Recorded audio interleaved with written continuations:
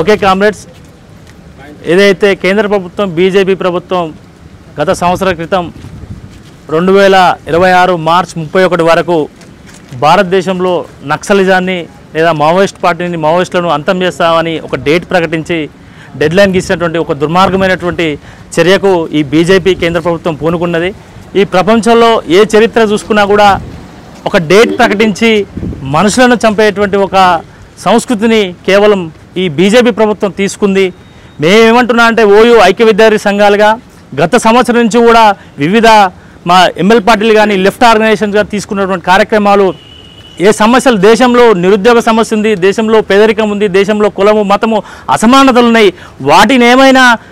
Deadline చేస్తూ వాటిని పరిష్కరిస్తామంటే మేమందరం కూడా సంతోషించేటువంటి వాళ్ళం. కానీ అవేవి చెప్పకుండా మనుషులను అంతం చేస్తాం, మార్పు ఒక సమాజంలో సమూలమైనటువంటి మార్పును శాశ్వతమైనటువంటి ఒక పరిష్కార మార్గాన్ని చూపుతాం అనేటువంటి వ్యక్తులను ఈరోజు పిట్టల్లాగా కాల్చేస్తున్నటువంటి ఒక దుర్మార్గమైనటువంటి చర్యను ఖండిస్తూ ఖచ్చితంగా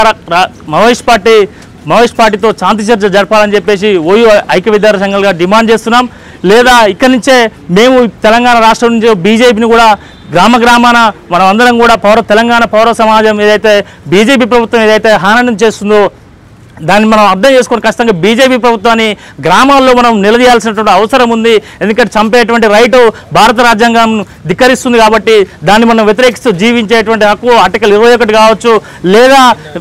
ఆదివాసీలకు ఉన్నటువంటి ప్రత్యేక షెడ్యూల్ 5వ షెడ్యూల్ వాళ్ళ యొక్క గ్రామాలకు వెళ్ళాలంటే వాళ్ళ యొక్క పర్మిషన్ అనేది గ్రామ తీర్మానం అనేది అవసరం, దాన్ని కూడా రాజ్యాంగంగా ధిక్కరిస్తున్నారు. ఒకవేళ వాళ్ళు ఆయుధం పట్టుకోవడం రాజ్యాంగాన్ని వ్యతిరేకం అని మీరు భావిస్తే వాళ్ళని రెడ్ హ్యాండెడ్గా పట్టుకొని చట్టపరమైనటువంటి చర్యలు తీసుకోవాలి తప్ప వాళ్ళని ఇష్టం వచ్చినటువంటి కాల్ చేయటువంటి రైటు ఈ ప్రభుత్వాలు లేదు అనేటువంటి విషయాన్ని గుర్తు చేస్తూ ఖచ్చితంగా మావోయిస్ట్ పార్టీతో శాంతి చర్చలు జరిపి ఆ సమస్యలు ఏవైతే ఉన్నాయో ఆ సమస్యలను అంతం చేసేటువంటి ఒక చర్యలు తీసుకోవాలని, ఆ వైపుగా ఆలోచన చేయాలని, లేదా ఖచ్చితంగా తెలంగాణ నుంచే ఈ బీజేపీ ప్రభుత్వాన్ని ఖచ్చితంగా గద్దె దింపేటువంటి బాధ్యత కూడా ఉస్మానియా యూనివర్సిటీ విద్యార్థులుగా మేము తీసుకుంటామని హెచ్చరిస్తున్నాం.